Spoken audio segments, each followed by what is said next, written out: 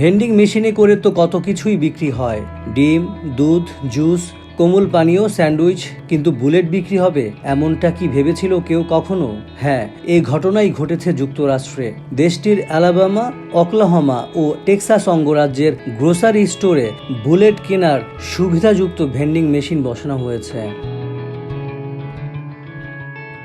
এসব vending machine থেকে সপ্তাহে 7 দিন 24 ঘন্টায় বুলেট কেনা যাবে। অ্যামিউনিশন বা গোলাবারুদ বিক্রির ভেন্ডিং মেশিন বসানোর এ উদ্যোগ নিয়েছে টেক্সাস ভিত্তিক কোম্পানি আমেরিকান রাউন্ডস।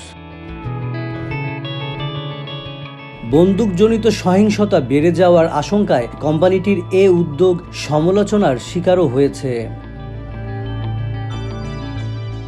অন্যদিকে আমেরিকান রাউন্ডস বলছে তাদের এই উদ্যোগ বুলেট কেনা আরও সহজ করে দেবে। এক বিবৃতিতে কোম্পানিটি বলেছে তাদের গোলাবারুদের ডিসপেন্সার মানুষকে লম্বা লাইনে না দাঁড়িয়ে তাদের পছন্দসই যে কোনো সময়ে ইচ্ছামতো বুলেট কেনার সুযোগ করে দেবে। আমাদের মেশিনগুলো এটিএম ব্যবহারের মতোই সহজ। ওকলাহোমা, আলাবামা ও টেক্সাসের 8 ডজন জায়গায় বসানো হয়েছে মেশিনগুলো। যুক্তরাষ্ট্রের এই 3 রাজ্যে বন্দুক কিনতে কোনো লাইসেন্সের দরকার পড়ে না। বন্দুকের মালিকদের লাইসেন্স নেওয়ার বা তাদের আগ্নেয়াস্ত্র নিবন্ধন করানোরও প্রয়োজন পড়ে না। আমেরিকান রাউন্ড বলছে তাদের ভেন্ডিং মেশিনে সর্বোচ্চ নিরাপত্তার ব্যবস্থা করা হয়েছে। এই মেশিনে এআই প্রযুক্তি ব্যবহার করা হয়েছে। এতে কার্ড স্ক্যানিং ও ফেসিয়াল রিকগনিশন সফটওয়্যার আছে।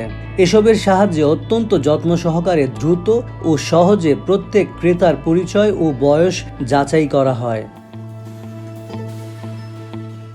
তবে সমালোচকরা বলছেন ভেন্ডিং মেশিনে করে বুলেট বিক্রির ফলে যুক্তরাষ্ট্র জুড়ে গোলাগুলির ঘটনা বেড়ে যাবে। দেশটিতে শুধু স্বাধীনতা দিবসের দিনেই বন্দুক সহিংসতায় অন্তত 33 জনের মৃত্যু হয়েছে।